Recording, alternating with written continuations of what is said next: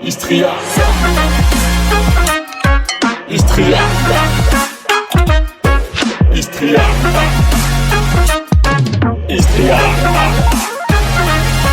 Le podcast journalier. Et bonjour à tous, on est sur le podcast de Ferrari numéro 254, sans compter tous les petits à côté, les podcasts journaliers. Et justement, aujourd'hui, on est au cœur du podcast journalier, puisqu'on est à J-16 avant le 100 miles of Istria. Donc tous les jours sur Patreon, le petit podcast journalier, une petite réponse à une question qu'on fera aujourd'hui. Et une description de ce que j'ai fait la journée. Voilà, est-ce que j'ai bien dormi, est-ce que j'ai bien mangé. Avant toute chose, je vais remercier les nouveaux patriotes, puisqu'on a vraiment une force vive, un noyau dur là-dessus. Alors, je suis désolé, en ce moment, j'ai pas trop le temps de passer sur le forum, puisque j'essaye de me relaxer un maximum. On va justement y venir en parlant d'Istria, là. On va remercier les nouveaux. Bochet, j'imagine que c'est le nom. Attention, Hugo Deck, voilà, premier coureur élite, si on accepte Nicolas Martin, qui était plus un ami, donc ça comptait pas trop. Hugo Deck, sur Patreon, voilà, une belle cote à quasiment 900, je sais même plus. Sur Patreon, ça fait plaisir, j'espère qu'il nous fera des retours intéressants. Boris Noël OK, qui s'est réinscrit, voilà, c'est bien Boris, on l'avait perdu de vue quelques jours, je crois. Tryrunner, Jérémy Riff, Giacchino, Alexandre Béraud, autre athlète de renommée, puisque c'est le vainqueur du Trail du Vulcain. Il sera avec moi au 100 miles of Istria. On s'est d'ailleurs échangé un peu nos plannings de course pour voir si on allait courir un peu ensemble, ce qui est très très possible. Ludo White et je crois que c'est un retour aussi pour Julien Jonathan. Voilà, merci à eux. La communauté grandit à vue d'œil. Et d'ailleurs, on est aujourd'hui le 29 mars. Ce qui veut dire que, attention, pour celles et ceux qui participent aux 12 travaux du Duc, parce qu'on fait tout un tas de choses sur Patreon, si vous n'y êtes pas, c'est vraiment un monde parallèle que vous allez découvrir. Le défi des fentes se termine. Attention, celui d'avril arrive. Et là, on arrête les trucs de gamins là, qui durent 1 minute ou deux, on va passer à des efforts un peu plus longs. Hein, mais en transition, bien sûr, pas de violence, c'est les vacances. Et aujourd'hui, n'en jetons pas plus. Ah si, je suis speaker ce week-end aux 10 km de Cluse, donc n'hésitez pas, venez nombreux. Depuis l'an dernier, le parcours a été refait et il est beaucoup plus rapide qu'avant. Donc si vous voulez améliorer votre chrono, voilà, 10 km de Cluse ce dimanche matin. C'est moi au micro, c'est Ludovic Galland au chrono, donc tip top, quoi, la fine équipe. Et puis le Faucigny Athletic Club présent sur à peu près tous les événements FFA, ils organisent eux aussi leur 10 bornes, donc voilà, venez participer, vous allez voir, c'est très très sympa, très très éloigné d'un quelconque esprit malfaisant qu'on pourrait supposer sur certaines courses. Non, là, c'est vraiment ambiance bon enfant, mais 10 km. Et aujourd'hui, du coup, j'ai le plaisir d'être en duo avec Hugo Balder. Salut Hugo. Salut Hugo, comment ça va? C'est marrant ça, Hugo. Ah ouais. C'est d'autant Sans plus H. marrant que ton prénom, c'est comme moi, c'est en 3 lettres. Exactement, sans H. Mais je vais te faire une confidence, c'est la première fois que j'échange avec quelqu'un qui a le même prénom que moi, donc c'est une grande première, tu vois. Ah ouais, moi aussi, je crois. Et toi, t'es côté espagnol ou côté italien alors? Écoute, aucun des deux. Ah C'est bon? juste. Bah, c'est pas français, hein, Hugo, en 3 lettres. Hein. Je sais, mais c'est juste le délire du prénom. Mes parents aimaient bien sans le H, donc ils ont choisi ce prénom, mais je suis bien français. Je n'ai pas d'origine méditerranéenne. Ah ok, pas de grands-parents issus de. Et non, contrairement à Ok. toi, c'est ça? Toi, t'es Ah oui, origine le grand-père Ferrari en même qui temps. n'a pas voulu faire son service militaire. C'est un grand pacifiste, donc il s'est barré en France. Ok, Et du coup, il était tranquille. ok. Voilà. Bon, toute une histoire. Eh oui, mais tout à son honneur. Alors Hugo, qui c'est alors vous dites putain merde, mais je le connais pas. C'est quoi son classement en trail et tout. Alors Hugo, tu es DJ et c'est toi qu'on doit remercier pour le nouveau jingle du podcast hebdomadaire et puis le jingle pour Istria. Voilà, je l'ai mis aujourd'hui. Hein, normalement c'est sur le podcast quotidien, mais je l'ai quand même mis aujourd'hui pour se faire plaisir. Et tu Exactement. m'as aussi réalisé le livre audio qui est en vente depuis hier soir. Ouais, qui était pas facile à faire parce qu'il y avait du contenu. Oh. il y avait du contenu. Il faut dire que 14 heures. tu parles beaucoup. Mais c'est bien, c'est cool. Non, non, mais ouais, du coup, bah, pour faire un peu la petite histoire par rapport à ça, j'ai un ami à moi qui te suit sur les réseaux et qui voit une de tes stories comme quoi tu recherches un DJ. Ah oui, c'était il y a pas beaucoup longtemps, ça. Il y a pas longtemps. Non, c'était il y a quoi? Il y a peut-être même pas un mois, je pense. Et Ouais. il m'envoie ça, il me dit, tiens, bah, alors, aussi, petite anecdote, mais je te connais, moi, je te connaissais via tes vidéos de cyclisme que Et tu as oui. fait et qui m'ont fait mourir de rire, hein, que je montrais à toute personne qui avait un pied dans le cyclisme. Voilà, je lui montrais tes vidéos. Hmm. Et Alors, donc, vu qu'ASO nous écoute pas, ouais. je peux le dire, il est possible que par mégarde, j'ai publié une de ces vidéos sur mon TikTok. Mais vraiment, c'est une erreur de ma part et il faudra que j'aille la corriger rapidement. Voilà, en attendant, peut-être qu'elle est éventuellement sur TikTok. Mais Ouais, tout cela est au conditionnel, bien sûr. c'est pas sûr. Mais il faut aller vérifier peut-être, juste pour Voilà, voir. n'hésitez pas. Je crois que 40 000 personnes ont déjà vérifié. C'est pas mal. Là, ouais, voilà, ce pote-là m'envoie la story et me dit, voilà, il y a Hugo Ferrari qui recherche un DJ. Envoie-lui un message, ça coûte rien. Chose Hmm. que je fais dans la foulée. Et puis, donc, tu m'as expliqué un petit peu le projet. Alors, c'était pas tant un DJ que tu souhaitais, mais plutôt une sorte de producteur.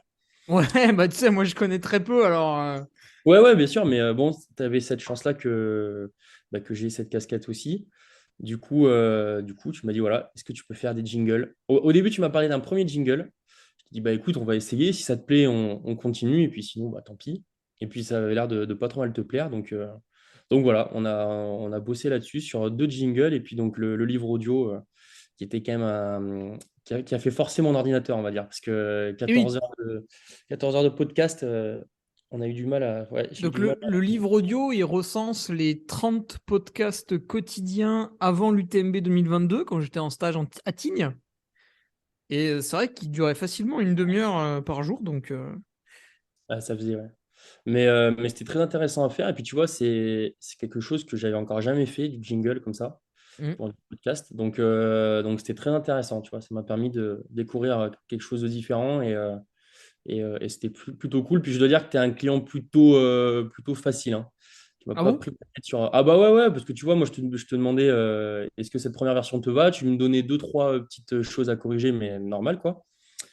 Toi, tu voulais surtout des voix, je me souviens, tu vois, et des bruits de corps de chasse. Je me Ah souviens. ouais, ouais, ouais, il faut Mais j'ai peut-être quelqu'un qui peut nous faire du corps de chasse, tu vois, Hugo. Donc Ah, éventuellement, je t'enverrai un truc à remixer, tu vois, mais déjà existant. on peut remixer le truc, ok. Parce que toi, Mais tu moi, ne joues pas du corps de chasse, malheureusement. c'est pas dans mon domaine de Ah, compétences. c'est dommage. Je pense que tu pourrais le sortir en soirée, ça aurait son petit effet quand même. Mais il y a peut-être un truc à faire, hein. On voit de plus en plus de personnes en soirée, enfin des DJ qui sont accompagnés de saxophonistes ou de guitaristes. Bah, pourquoi pas un mec Hmm. qui fait du corps de chasse, tu vois, pour remixer du David Guetta, ça peut être sympa. Hmm. Écoute, on verra à l'avenir, pourquoi pas. Mais donc voilà, on s'est retrouvés à bosser ensemble comme ça. Et puis au début, je t'ai proposé un tarif exorbitant pour me rémunérer. Et puis on s'est rapidement mis d'accord sur le fait qu'il fallait plutôt faire un podcast. Non, du coup, voilà, non, ouais, je plaisante. Mais oui, on était bien chaud pour faire un podcast et puis pour discuter ensemble un petit peu de nos passions Hmm. communes. Oui, parce que ce qui est marrant, donc Hugo, toi, tu pratiquais aussi le vélo, tu le pratiquais à haut niveau, et en fait, comme moi, à un moment donné, tu t'es mis à bosser, parce qu'à un moment donné, il faut, et tu t'es mis à travailler le week-end. Alors, est-ce que tu peux nous parler de jusqu'où tu es allé en vélo, tu vois, quel niveau tu as atteint, et puis finalement, à quel moment tu décides d'arrêter de faire des courses le week-end pour animer des soirées, ce qui est pas très compatible. Non, pas trop. Et ben, du coup, moi, j'ai commencé le cyclisme vraiment jeune, hein, à l'âge de 7 ans. Et Ah, je t'as fait suis. des écoles de cyclisme et tout, tu devais avoir une bonne Ouais, technique. exactement. J'ai fait, je sais pas si tu vois, tu sais, les jeux là, avec les quilles, tout ça, tu Ouais, tournes autour, ouais. machin, t'es chronométré. Les sprints aussi de 60 mètres, enfin, tu vois, toutes ces choses-là, qui sont très formatrices d'ailleurs. Et donc, du coup, ouais, j'ai commencé à l'âge de 7 ans et je suis resté fidèle au même club, donc à Saint-Étienne, à l'Excel, jusqu'à 2021. Voilà. Et Ah donc, ouais. j'ai arrêté en Espoir 4 si je dis pas de bêtises. Donc, en fait, si tu veux, il y a eu un peu un tournant dans ma, entre guillemets, carrière. Comme beaucoup, ça a été la période Covid. En fait, à ce moment-là, déjà, moi, je me suis retrouvé à une période où j'avais enfin, j'étais moins performant, je trouve. Puis, Mhm. j'ai enchaîné pas mal de chutes aussi enfin, assez lourdes, entre guillemets, qui, du coup, m'ont donné beaucoup moins envie. Enfin, tu vois, je commençais à ressentir pas mal de Ah, lassitude. c'est ce qui m'a fait un peu arrêter. Ouais. Ouais. Et là, bim, Covid en plus de ça. Donc là, je me suis dit, bon, ça fait trop. J'ai eu envie en parallèle de travailler, tu vois, pour commencer à vraiment gagner ma vie correctement.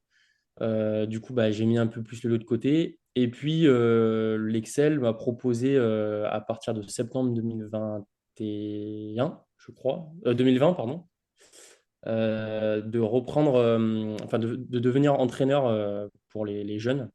Donc, de m'occuper des groupes minimes Ah cadets bon, mais juniors. t'avais des qualifications? Oui, parce qu'en fait, j'ai fait un master en STAPS, en entraînement et ingénierie de Ah. performance sportive. Voilà, en parallèle de tout ça.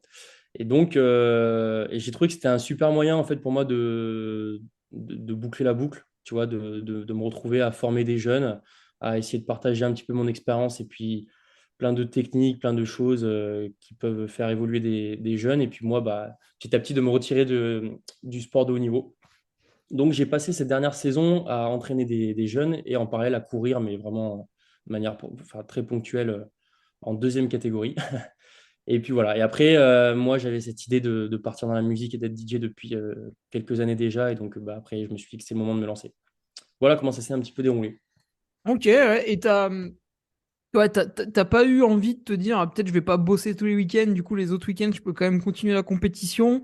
Non, t'as vraiment voulu bah, arrêter. Ouais, en fait, pour moi, c'était incompatible. Et puis, en plus de ça, Ouais. Ah, tu je bosses la nuit, quoi. ouais, ouais, voilà, c'est très, très compliqué. Et puis, je pense, comme beaucoup de sportifs là, qui doivent nous écouter, enfin, moi, je sais que quand je fais un truc, j'aime vraiment y aller à 100% dedans, tu vois, et pas être en demi-teinte sur, OK, je vais me lancer en tant que DJ, mais en même temps, je vais continuer un peu le cyclisme. Et puis, et en fait, tu fais ni l'un ni l'autre correctement, je trouve, si tu pars sur ce schéma-là. Donc, moi, j'ai senti que j'étais arrivé au bout d'une expérience aussi avec le cyclisme. Tu vois, j'ai arrêté à l'âge de 22 ans. Ouais, ça Euh, fait 15 ans. ouais, ouais, ouais. Mais même, oui, oui, en fait, c'est ça, ouais, 15 ans, 15 16 ans de cyclisme. Donc, j'ai senti que voilà, j'étais arrivé au bout de quelque chose. Et puis, j'étais très content comme je te le disais juste avant, de ne pas partir juste avec mes connaissances. Et puis voilà, terminer, fin de carrière, je garde tout pour moi. J'étais aussi très content de pouvoir partager cette expérience-là à plein de jeunes, tu vois, qui étaient hyper cool en plus, hyper demandeurs. Donc c'est comme ça que c'était terminé. Et puis, bah, ouais, ouais, non, j'ai vraiment, pas du jour au lendemain, mais on peut dire que oui, je suis passé de 25 heures en moyenne de vélo par semaine à zéro, quoi, parfois, hein. Donc voilà, c'est sûr que c'est un changement de vie assez radical, mais qui est tout aussi passionnant, je trouve. Ok, ouais. Et, aujourd'hui, tes week-ends en tant que DJ, est-ce que c'est uniquement, par exemple, en club, en discothèque, ou est-ce que, moi j'en ai déjà croisé avec moi, Ouais. des DJ qui sonorisent une course, en fait, bon, plutôt des petites courses, tu vois, où il y a trois quatre enceintes, et qui mixent un peu pour l'ambiance de la course. Toi, à quoi tu touches? Ouais, alors À ça la pose. drogue, bien sûr, mais... Non, alors non, ça, je tiens à préciser quand même. D'ailleurs, on pourra Ah faire oui, une. tu m'as dit que tu buvais pas et tu fumais pas et tout, quoi. Non, je fume pas, je bois pas d'alcool. Et ce qui est marrant, c'est que les gens me font forcément la réflexion sur la drogue, parce que bon, le cyclisme est quand même bien gangréné par ce problème, bien corrélé à ça, Bah, malheureusement. c'est-à-dire, c'est le seul sport où on fait des vrais contrôles, donc ouais, forcément, tu trouves des Voilà. coupables après. Voilà, puis tu sais, de façon générale en société, enfin, le sport, quand on évoque le mot dopage, c'est le cyclisme qui revient. Bah Donc oui. beaucoup de gens m'ont fait cette remarque-là entre, voilà, tu choisis bien tes domaines, quoi, c'est-à-dire le cyclisme et le milieu de DJ. Mais non, non, non, je touche pas du tout à ces choses-là. Donc voilà, bon, j'essaye de rester assez sain dans ma pratique. Et puis, je sais plus de quoi on parlait juste avant, mais Bah, tes prestations le week-end, c'est oui. sur quoi? Uniquement les clubs? Oui, alors voilà, en fait, parfois je suis amené à faire des mariages ou des anniversaires. De temps en temps, c'est pas mon domaine de prédilection, on va dire. C'est pas là que je m'amuse le plus, mais ça m'arrive d'en faire. Mais par contre, oui, moi, je suis plutôt un DJ club et bar dansant. Et donc, cette année, j'ai mixé sur Lyon, principalement, qui est quand même une grosse ville où il y a pas mal de soirées.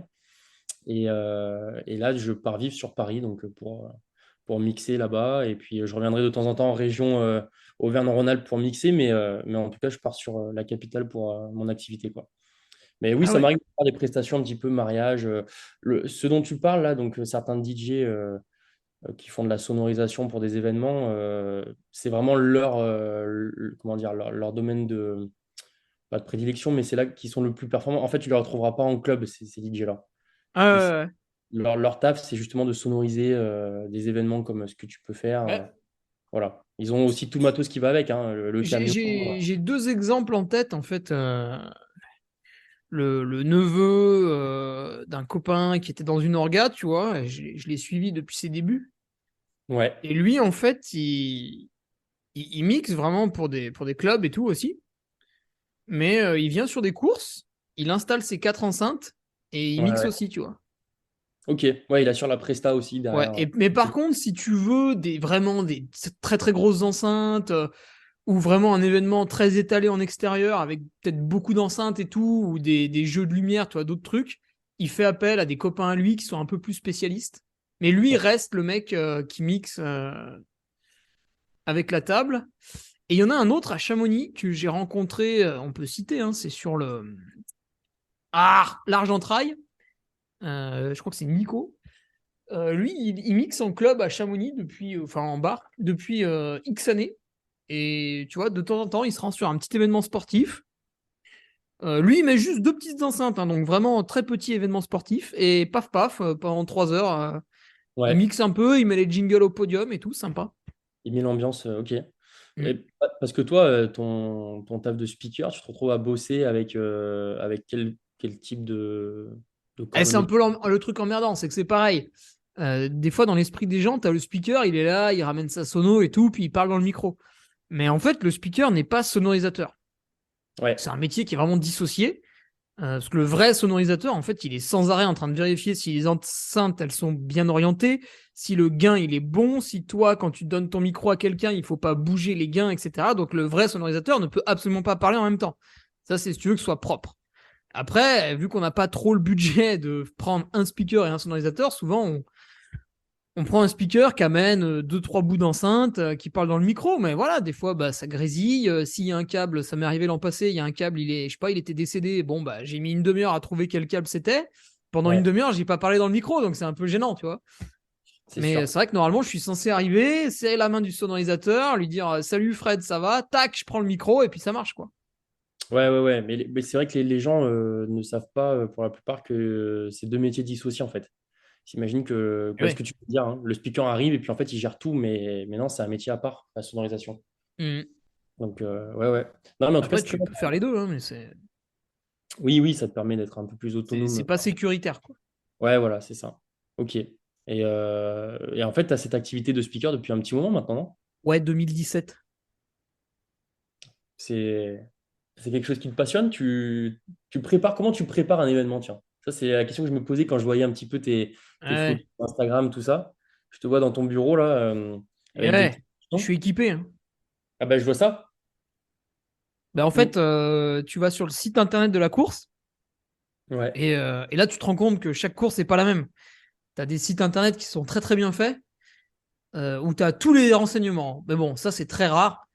Et en fait, souvent, les sites internet sont bien faits, mais il manque des renseignements. Du ouais, coup, tu es obligé d'appeler un peu l'organisateur ou de lui envoyer des mails. Enfin, vaut mieux appeler parce que les mails, la semaine de la course, il n'a pas le temps. Donc, puis il te répond quand il te répond, hein. Donc, si tu veux, ouais, des fois, t'as appelé le mardi soir, puis tu te dis putain merde, le mec me répond pas, et il va t'appeler le jeudi au milieu de la journée. Ah, toi, t'étais pas dispo, tu le rappelles le jeudi soir, donc c'est un peu la course. Mais tu t'en sors comme ça, ouais. J'ai arrêté de préparer trop à l'avance. En fait, maintenant, je prépare vraiment la semaine avant l'événement du week-end. Parce que ouais. sinon, je m'en mêle les pinceaux dans plusieurs événements, c'est un peu le bordel. Donc, en général, je récupère de l'événement le lundi. Le mardi, je mets un peu mon nez dans le site internet. Et puis, si j'ai des questions, je fais en sorte qu'elles soient résolues le jeudi soir pour ensuite faire la route tranquillement le vendredi ou le samedi et puis revenir le dimanche soir. Ok. Et cette activité-là de speaker n'est pas incompatible avec ta pratique quand même à haut niveau, toi, voilà, d'ultra trail, tout ça? Parce que tu sais, le Bah, fait un que petit tes peu. week-ends un petit peu pris, ouais, c'est quand même quelque chose qui te mange du temps, quoi. Mhm. Et de l'énergie aussi. Et de l'énergie, ouais, parce que tu bosses dehors, debout. Ouais, donc ça, c'est quand Donc même. rien à voir avec un métier de bureau. Mm. Et en plus, t'es un peu stressé, parce que vu que t'es le speaker, tu peux pas trop raconter de conneries. Tu vois, si tu dis que le départ est à 9h30 alors qu'en fait il était à 9h, c'est un peu emmerdant. Ouais, ouais, ouais, c'est sûr. Euh, donc faut vraiment faire attention à tout. Donc tu es très très vigilant le jour J. Et du coup, en fait, il faut que tu articules ta saison avec les courses où tu es speaker. C'est-à-dire que je ne peux plus me dire, ah bah tiens, bon, fin avril, c'est un mauvais exemple, mais oh bah tiens, fin avril, cette course, elle me plaît, boum, j'y vais. En fait, maintenant, je regarde à quel moment de l'année je bosse moins, à quel moment de l'année je bosse plus. Parce que pour préparer une course, à un moment donné, il faut se mettre un peu au calme. Il faut éventuellement ne pas travailler pendant 2-3 week-ends avant, tu vois, c'est pas mal pour refaire tes heures de sommeil, te refaire un peu la cerise et tout. Du coup, je mets mes objectifs, j'essaie d'en choisir 3 dans l'année, où je me bloque un week-end, donc je m'interdis de travailler ce week-end-là. Ouais. Et, euh, et j'essaye de faire en sorte d'être le moins sollicité possible en amont.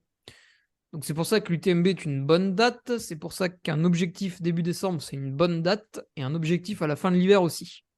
Et le D'accord. reste du temps, en mai, juin, bah, c'est très très compliqué, donc on évite d'y aller. Ouais, ouais, ouais. Ouais, de toute façon, il faut que tu combines tout ça avec tes activités pro, Et quoi, oui. hein.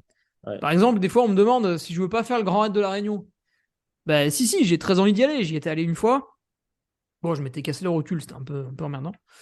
Mais pour aller au Grand Raid de la Réunion, alors tu vois, je regarde en même temps que toi.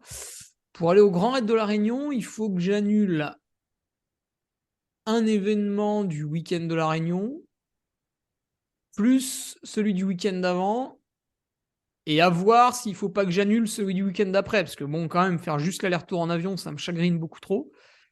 Et du coup, on est vite à. C'est des gros événements en plus en octobre, donc on est vite à 3 000 € de chiffre d'affaires qui part en fumée, Ouais. plus le prix du billet, donc on va dépenser finalement 4 000. Le logement, on va dépenser 5 000. Donc tu vois, moi, je pars tout seul, mais c'est comme si je partais en famille finalement.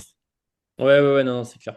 Donc j'y retournerai une fois, mais pas tout de suite, quoi. On va laisser les caisses se renflouer après ces sympathiques épisodes Covid. Ouais, je comprends bien, ouais. Et Oh putain, à un moment donné, j'étais arrivé, je me souviens, hein, le pire, j'avais 120 € sur mon compte et plus rien en épargne. pendant la période Covid? Ouais, mai 2020, ouais, fin mai 2020. Ouais. Zob, à D'accord. poil. Ah ouais. Ah ouais, parce que donc du coup, pendant J'avais 100 balles, quoi. pendant cette période Covid, tu t'es retrouvé à faire quoi enfin, quels étaient tes revenus en fait? Eh ben, aucun au début, hein, parce que j'avais pas de Patreon et je l'ai créé justement pendant. Ok, d'accord. Mais il est devenu rentable 6 mois après, quoi. Ouais, ouais, bien sûr. Ah oui, donc tu as eu vraiment une période compliquée. Ah ouais, ouais, j'ai eu des journées où je me suis levé à 7h du matin. 7h30, le petit déjeuner était fini. Et là, j'étais face à mon mur et je me disais, putain, mais qu'est-ce que je vais faire aujourd'hui, quoi. Ah, c'était une période très compliquée. Très, très Oui, compliquée. mais en fait, c'était bien aussi de glander un peu. Ah ouais, tu trouves? Ah putain, pourtant Bah, pour des mecs. ouais, je vois, finalement, il y avait des avantages, des inconvénients.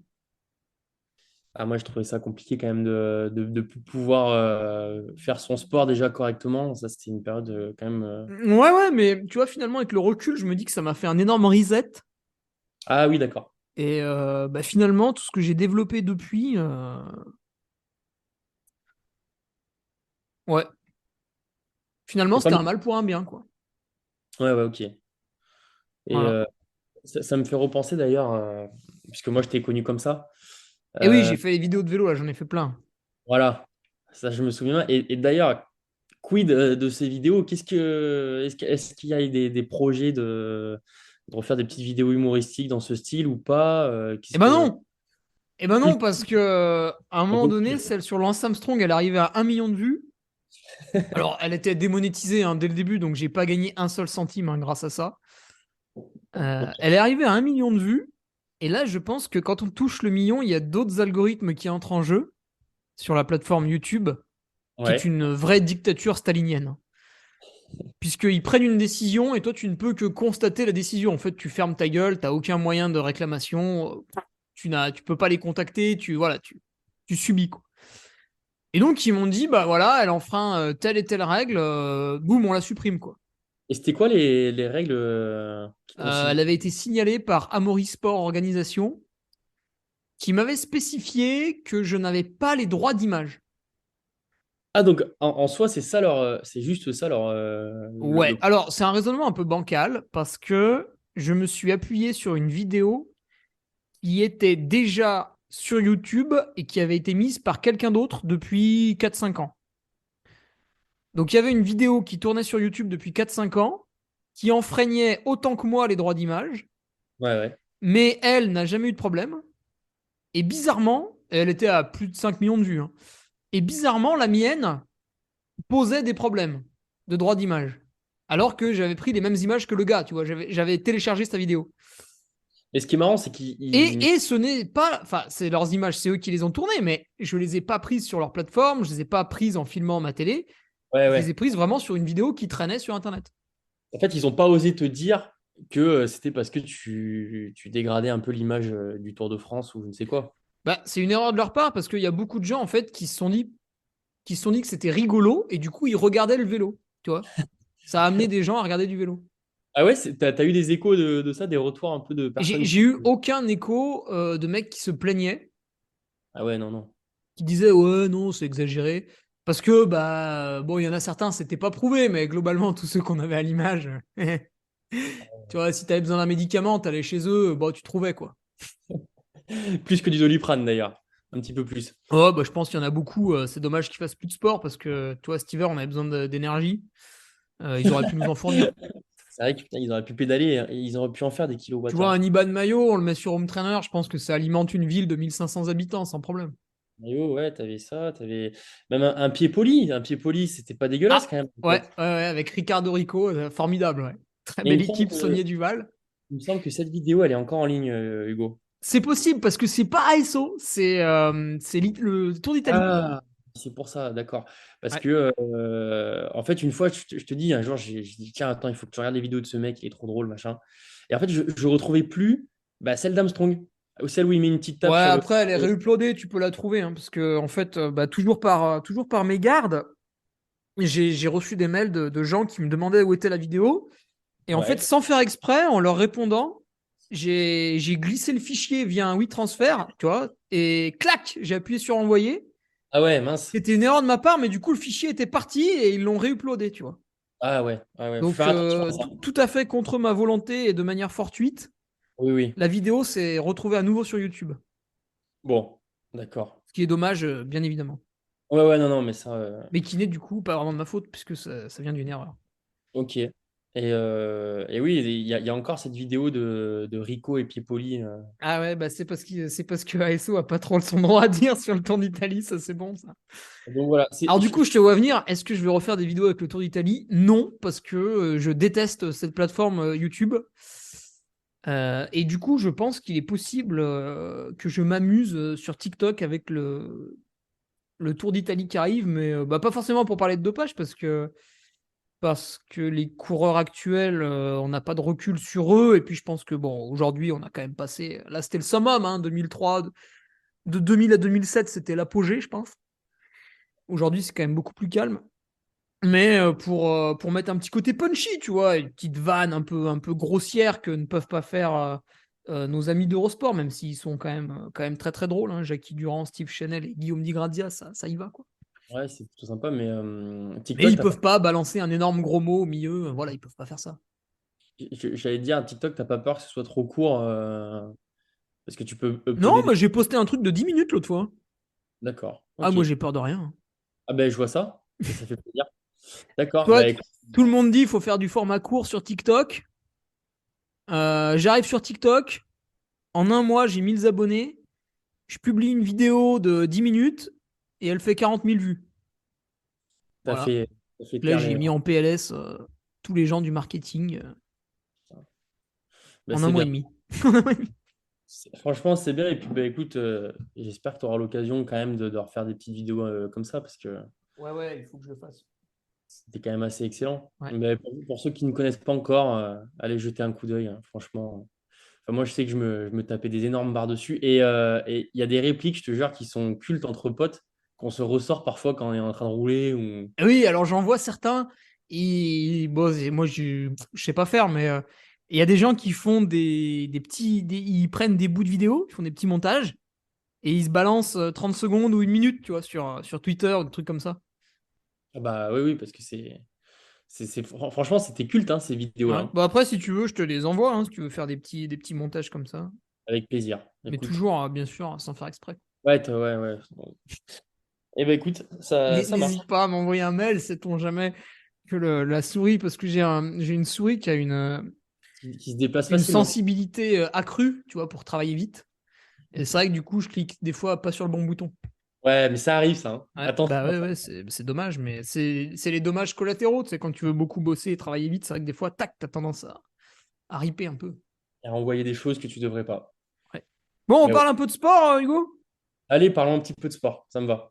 Allez, parce que c'est quand même la base, le podcast quotidien pour la prépa Istria. Du coup, tu me coupes quand tu veux.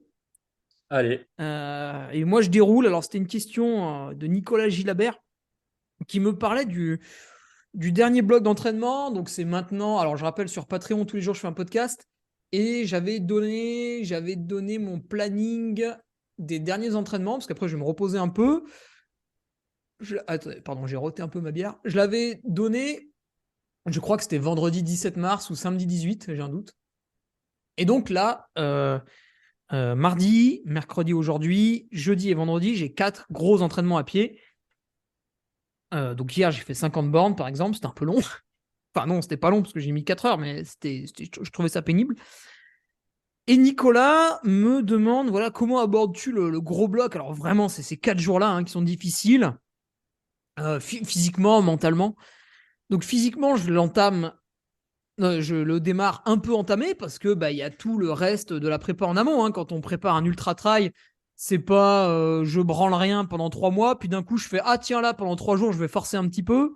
Non, c'est un travail de fond, voilà, une montée en charge progressive, de temps en temps des respirations. Donc là il y a le podcast, la saison 2 des Nolio Podcast avec Patrick Bringer. Il parle de périodisation et c'est un peu ce qu'on a fait là. Donc je l'entame, ouais, je suis un petit peu entamé, tu vois, physiquement, là, à la bord des derniers gros entraînements.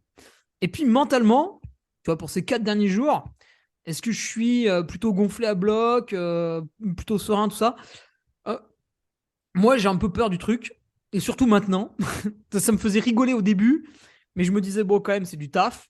Mardi, 4h, 50 bornes. Mercredi, muscu le matin et 3 heures de course à pied le soir avec un peu de dénivelé. Jeudi, 4h, 50 bornes. Et vendredi, 3 heures avec du dénivelé, les descentes à bloc. Donc, si tu veux, quand tu vois ça sur le papier, tu te dis, waouh, putain, quand même, c'est joli, quoi, c'est beau. Et une fois que tu es au pied du mur, là, t'as plus envie, là, tu as un peu peur. En plus, hier, j'ai fait mon 50 bornes, j'ai mal partout, j'ai mal en bas des lombaires, j'ai mal à l'insertion haute des ischios, j'ai mal autour du bassin, là, je crois que c'est les muscles piriformes, toutes ces saloperies là, un petit peu la cuisse droite aussi, je sais pas pourquoi, mais j'ai mal un peu sur la cuisse droite. Le genou droit, pareil, il est parti un peu en sguégou là, de faire 50 bornes à plat comme ça. Donc, ouais, pas du tout serein, craintif, peureux même. Et je sais aussi que ces gros blocs de préparation, surtout quand on arrive à la fin, on est sur le fil du rasoir, tu vois, on a joué un peu, on s'est dit putain, je veux en mettre un maximum. Et puis, bah, plus tu vas vers ton maximum, plus tu vas vers, attention, l'autre côté, la blessure. Faut imaginer la terre est plate. Je vais au bout et d'un coup, il y a le trou. Donc, le but du jeu, c'est d'arriver au bout sans tomber dans le trou. Donc là aussi, il faut que je sois intelligent et que quand je parte faire mes séances, tu vois, je me dise pas, par exemple, demain, je pars faire mes 50 bornes en 4 heures. Au bout d'une heure, je vois que les douleurs ne font que augmenter, que j'ai du mal à maintenir l'allure de 12,5 km/h. Et ben, je réoriente, tu vois. Peut-être je fais que 3 heures, peut-être je fais que 2 heures si vraiment c'est dur. Voilà, il faut aussi réfléchir pendant l'entraînement. Parce que là, on est pile au moment où on peut faire la goutte de trop qui fait déborder le vase, quoi. Donc, pour répondre à Nicolas, serein, tu l'es au début, ça te fait rigoler. Et plus tu t'approches de ces gros entraînements, plus tu freines des cas de fer là, en me disant ouais, putain, finalement. Puis dès que t'en fais un, il te met un peu en PLS et tu te dis, wow, il y en a trois autres là. Donc, ouais, donc. Alors après, tu sais pourquoi tu le fais. Par exemple, hier, 4 heures et 50 km, je sais que c'est quelque chose que moi j'ai pas du tout l'habitude de faire ça. Je pensais d'ailleurs à mon ami casquette verte qui, lui, fait ça tout le temps. Enfin, il fait pas 50 bornes, mais il en fait 20, 25, 30 et à cette allure, quoi, à 12 et demi. Et je me dis, bah lui, il aurait fait 50 bornes, finger in the nose, quoi. Et moi, j'en ai chié un peu, tu vois, ça m'a fait des traces, ça m'a laissé des traces.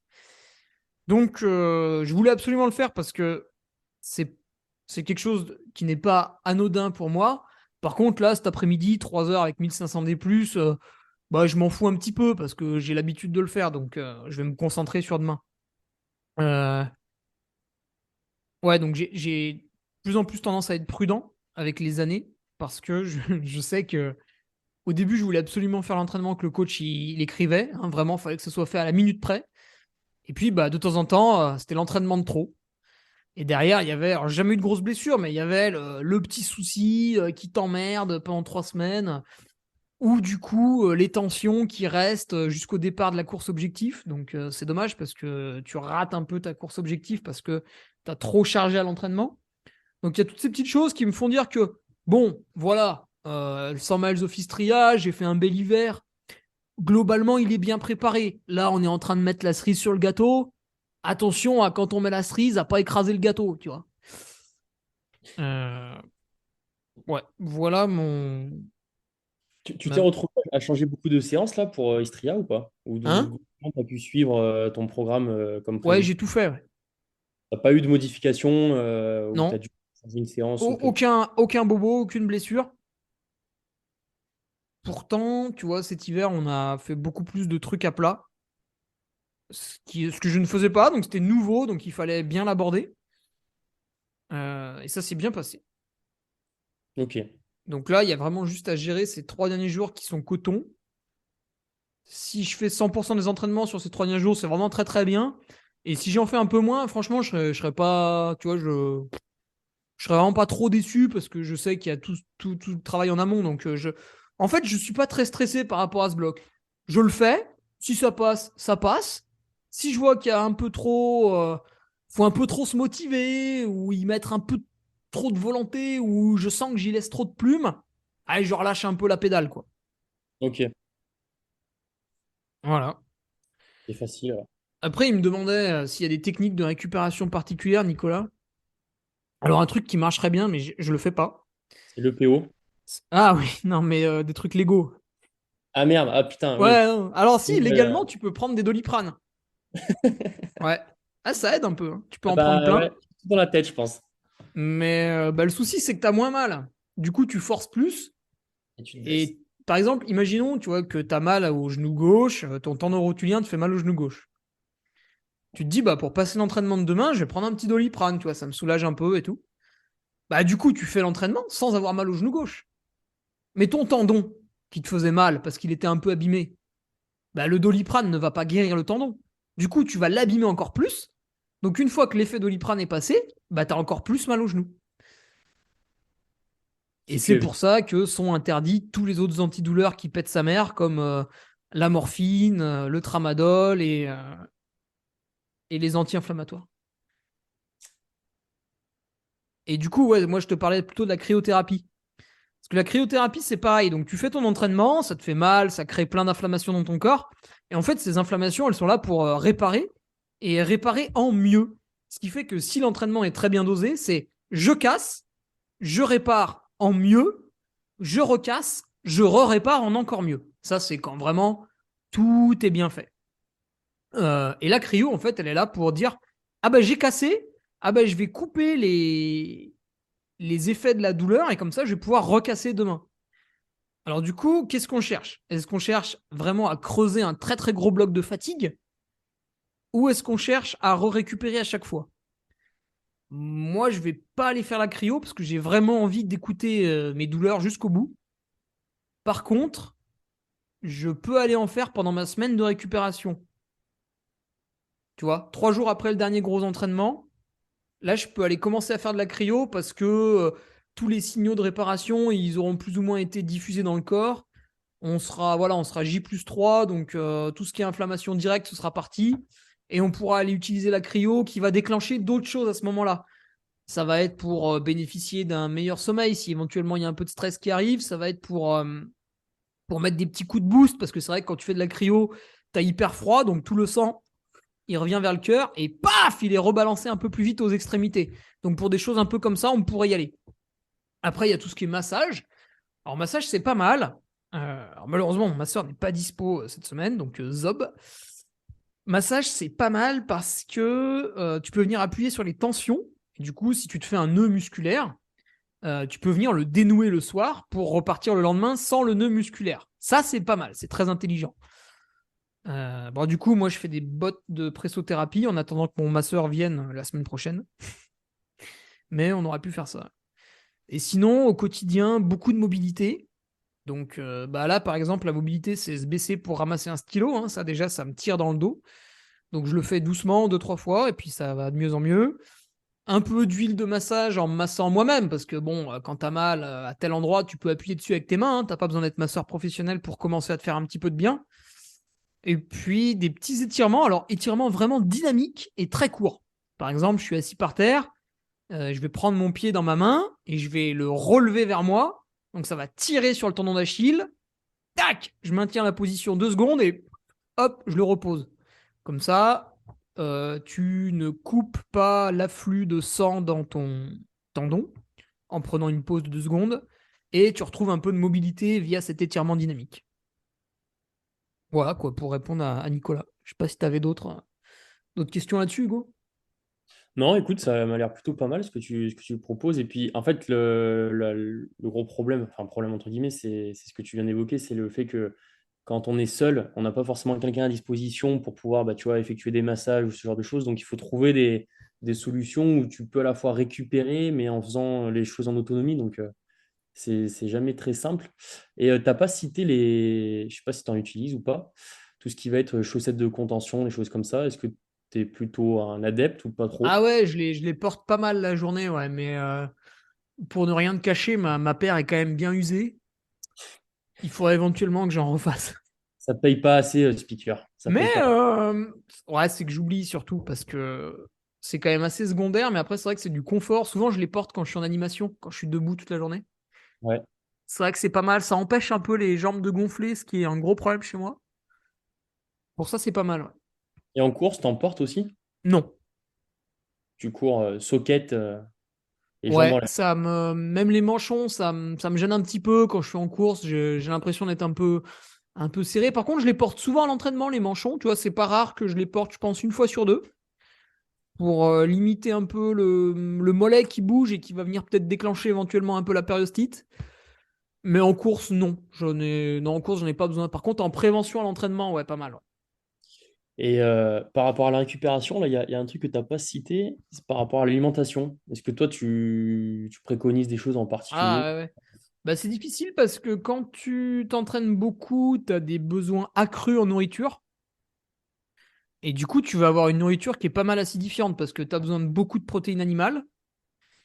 T'as besoin. Alors, il y a toujours des gens qui vont nous faire croire que non.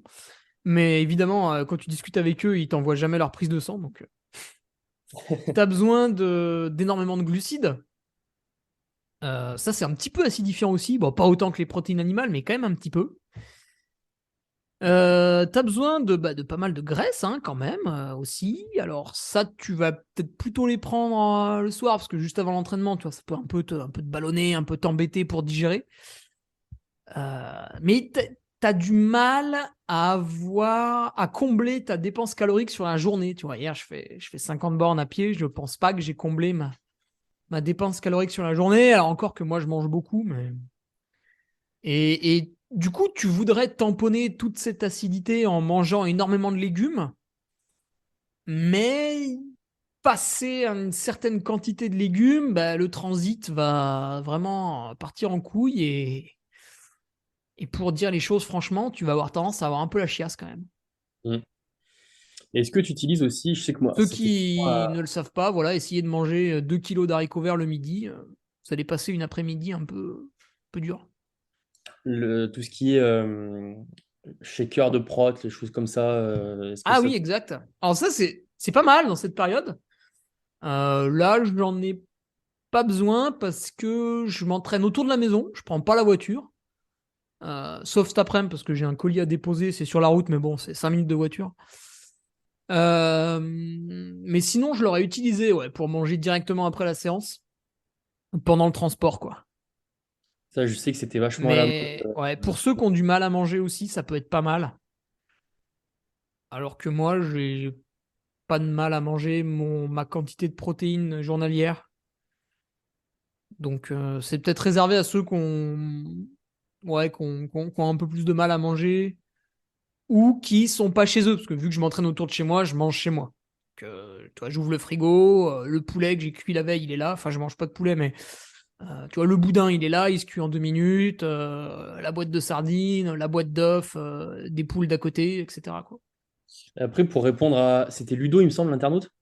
Si je dis pas de bêtises. Nicolas. Nicolas, pardon, pas du tout. Pour répondre à Nicolas, enfin, je sais qu'il y a quand même quelque chose qui est plutôt efficace, c'est de profiter de ce qu'ils appellent la fenêtre métabolique, tu sais, Ouais, au niveau de la nutrition. Je ne sais pas si Nicolas est au courant de ça, mais dès que tu rentres de ta séance, pas forcément traîner 1 heure et demie, 2 heures avant de refaire les stocks et avant de remanger, parce que ça peut être... ouais, c'est ça. Ouais. une fois, non, ça va peut-être pas te poser de problème, mais c'est vrai que si tu fais de la prépa sur des semaines et des semaines, Hmm. c'est quand même assez important je pense, de manger directement après la séance et de refaire rapidement les stocks, quoi. Donc, ce genre de petites choses, en fait, qui Ouais. font partie en soi de la récup. Tu vois? Oui, puis normalement, en fait, les choses, elles sont assez simples. Tu as fait un entraînement. Le but du jeu, c'est de casser certaines choses pour mieux les reconstruire. Alors, si derrière, tu n'amènes pas les bons outils pour reconstruire, c'est un petit peu dommage. Peut-être que tu perds un peu d'efficacité sur ton entraînement. Donc, c'est pour ça qu'effectivement, une fois que tu l'as bien cassé, ton corps, il se dit, ah, putain, vas-y, amène-moi des trucs, là, je vais reconstruire. Tu vois, il a envie, lui, de reconstruire. Et c'est pour ça que, ouais, tu as la fenêtre métabolique. Alors, tu vois, tu rentres, tu prends la douche, tu prépares gentiment, puis voilà, une demi-heure après, tu te mets à table. Je pense que, bah, globalement, tout le monde a faim. Alors après, être allé courir, c'est vrai que des fois, t'as pas trop faim parce que t'es un peu cassé, t'es un peu brassé. Peut-être là, Ouais. il faut faire attention. Mais c'est vrai qu'en vélo, quand tu rentres, en général, ouais, tu la rates pas trop, quoi, la fenêtre métabolique. T'as même tendance à y passer plein de choses par la fenêtre métabolique. Je connais même des mecs qui en prennent deux, des fenêtres métaboliques. Ouais, ouais, c'est grand Ouais. ouvert. Et puis... Ouais, c'est des portes Et métaboliques, ouais, là. parce qu'en vélo, t'as pas de choc, donc l'estomac, il est là, gentiment, il se vide. Et Mm. puis après, il attend, puis il envoie des signaux, il fait, ouais, vas-y, là, j'ai besoin de ça et ça. Ouais, Alors qu'à ouais. pied, avec les chocs, tu as un petit phénomène d'ischémie, si je me gourre pas, qui fait que certaines personnes sont quand même bien brassées et n'ont pas faim. Ouais, ouais, ouais, c'est vrai que c'est différent. Donc là, peut-être pour elle, un shaker, mais tu vois, pas forcément protéiné, avec peut-être des flocons d'avoine en poudre ou des choses comme ça, un petit... Tiens, j'ai mis la main sur du lait de noisette en promo là l'autre fois, avec un petit peu de protéines aussi. Parce qu'en général, pour l'endurance, un bon rapport, c'est 80% glucides, 20% protéines en récupération. Bah, tu peux commencer à, à boire ça, quoi, avant d'avoir un peu plus faim pour passer un repas solide pour ceux qui sont sensibles. Mais c'est pas mon cas, encore une fois. Ouais, mais je pense que c'est une bonne solution. C'est des choses à faire. Puis tu vois, c'est ce que tu Bah, disais ça, peut-être. c'est propre à chacun. Ouais.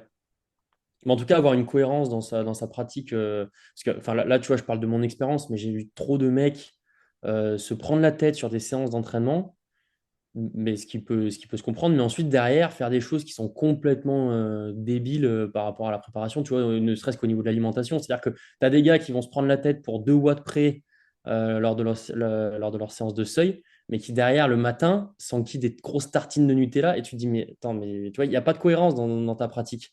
Et ça, je pense que c'est un truc qu'il faut essayer de comprendre et d'assimiler un maximum. C'est d'avoir une sorte ouais, de cohérence dans ce que tu fais, sans partir dans des extrêmes, parce qu'après, on a tous notre vie, tu vois, vie de famille, vie professionnelle et tout, qui nous empêche de faire exactement ce qu'on voudrait, mais avoir une cohérence, un minimum dans ta pratique, et si tu te butes à l'entraînement à faire des séances super difficiles, c'est pas pour arriver le soir et t'enquiller des aliments qui servent à rien, ou alors tu vas louper cette fenêtre métabolique dont on parle, ou des choses comme ça, quoi.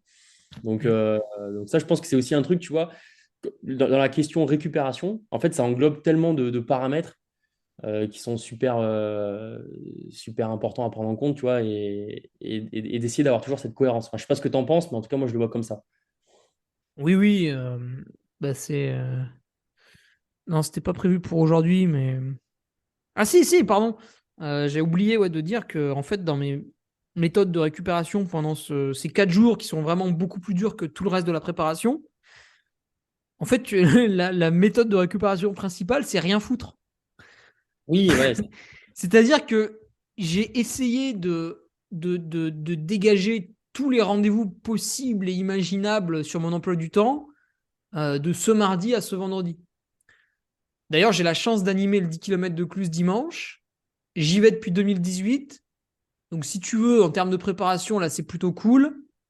Samedi, je passe un petit coup de fil. Est-ce qu'on fait comme l'an passé? Oui, ok. Le lien pour la liste des inscrits, je regarde. Merci. Allez, hop, à demain. Tu vois? ouais, ouais, ouais, facile. Donc, ouais, j'ai essayé. Alors, pour quelqu'un qui travaillerait et qui voudrait faire un bloc, alors bien sûr, il bénéficierait du week-end parce qu'il ne travaille pas, mais imaginons qu'il veuille faire 4 jours et pas 2. Bah, ce qui peut être pertinent, c'est d'utiliser, c'est ce que je faisais en 2016 quand j'étais salarié, hein, d'utiliser un jour de congé. Ou si on n'en a plus, un jour de congé sans solde. Et oui. Et en plus, vu que je payais 90 balles mon jour de congé sans solde, enfin, c'était les 90 euros que je ne touchais pas, si tu veux, j'étais sérieux, quoi, parce que je me suis dit, ouais, putain, quand même, là, je me suis assis sur 90 euros. Donc là, on va faire l'entraînement et après, on va s'allonger sur le canapé, on va attendre que ça passe. Hmm. Ouais, bien sûr. Tu vois, là, j'évite d'aller passer mon temps dans les magasins parce qu'il manque de bananes. Tu vois, je vais prendre mes figues qui sont au congèle. J'évite ouais, j'évite de perdre un maximum de temps dans des trucs un peu annexes, quoi. Je repousse tout à plus tard. Ouais, non, non, mais c'est vrai que cette partie-là, récupération, elle est aussi hyper importante. Mais tu sais, c'est un peu délicat pour des mecs qui sont très actifs comme nous, je pense, enfin, tu sais, comme les gens qui t'écoutent, de se dire, bon, bah là, cet après-midi, voilà, je fous rien, quoi. Enfin, je suis censé être sur le canapé et être tranquille. C'est un peu, tu sais, mentalement, c'est un petit peu difficile, quoi. Il y a cet effet un peu de culpabilité qui entre en jeu et qui est pas facile à. Non, je pense pas qu'il y ait l'effet de culpabilité. Enfin, moi, j'ai vraiment pas de problème à le faire, mais en fait, il y a l'effet de tout le monde a rempli sa vie aujourd'hui. Ça existe plus trop, les mecs qui se lèvent le samedi matin, qui n'ont pas grand chose à faire et du coup qui ouvrent un livre, tu vois, de 9h à 11h. Aujourd'hui, il y a les enfants à amener à droite à gauche, il y a, je sais pas, par exemple, je sais pas, d'autres activités de couple, le sport, finalement, mon ordi du boulot, je le ramène chez moi, donc finalement, samedi matin, j'ai rien à faire, je vais envoyer quelques mails, tu vois, tout le monde a tout rempli. Et du coup, bah, il n'y a plus le moment où, tu sais, comme on voyait pendant le Covid, où tu sais, j'étais là face au mur, je fais putain, mais qu'est-ce que je vais faire, quoi. Et je prenais un bouquin, je lisais. Ouais, ouais, ouais. Le vrai repos, quoi. Mm. Alors, des fois, j'ai lu des trucs nuls, hein, donc ça sert pas toujours, mais Mais ouais, ouais, ok. j'étais très Bon, reposé après. ce qui est pas mal. Voilà, quoi. Est-ce que tu as d'autres questions de... Non, non, j'en fais qu'une seule par jour, parce que sinon ça dure 3 heures à chaque fois. Ah, ok. Bah, là, du Et coup, ouais, sinon, tu vois, je décris un peu ce que j'ai fait la journée. Donc là, bon, je l'ai déjà dit, je suis allé à la muscu ce matin. Énormément de mobilité avant la séance de muscu. Au lieu d'y passer 5 minutes, on y a passé un quart d'heure. Et la séance de muscu, on l'a. En termes de charge et d'intensité, on l'a, on l'a presque divisé par deux. Et ce sera le cas la semaine prochaine aussi, parce qu'on est à 16 jours. Donc là, on arrête de faire les bourrins. Et on fait simplement un entretien de la force. Parce que la force, c'est très nerveux. Et du coup, tu te désadaptes très très vite. Donc on fait un simple entretien. Voilà. Rien de très dur. Voilà, simplement faire les choses. Là, on enregistre le podcast. Il est 13h. Enfin, maintenant, il est 14h. Derrière, je vais aller manger. Alors, j'avais fait une petite collation après la muscu. Une bonne collation même. Là, je vais aller manger mon repas. Et à 16h, je vais courir jusqu'à 19h normalement. ok. Enfin, courir, marcher, parce que je vais utiliser les bâtons. J'ai 1500 D plus à faire. Ça, c'est plus pour m'entraîner pour le début d'Istria où je serai un peu en aisance. Tu vois, j'ai décidé de partir doucement et d'être en aisance. Donc, je vais utiliser les bâtons pour me reposer un maximum, pour soulager justement le haut de mes ischios et mon dos qui souffrent quand je cours sur le plat. Et comme ça, le but du jeu, c'est d'arriver sur la seconde partie de la course, qui est beaucoup plus plate, le plus frais possible. Et là, hop là, je range les bâtons et j'essaie de courir jusqu'au bout. Ok. Donc voilà. Bah écoute, Hugo, je pense qu'on a fait le tour. Bah ouais, je crois aussi. Mais en tout cas, merci beaucoup pour cette invitation à ton podcast. Très sympa. Et bah ouais, ça change un peu.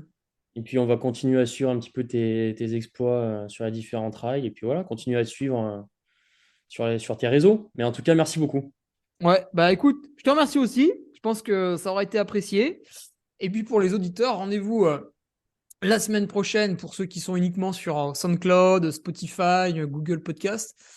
Pour le J-9, là on va commencer à rentrer dans le vif du sujet.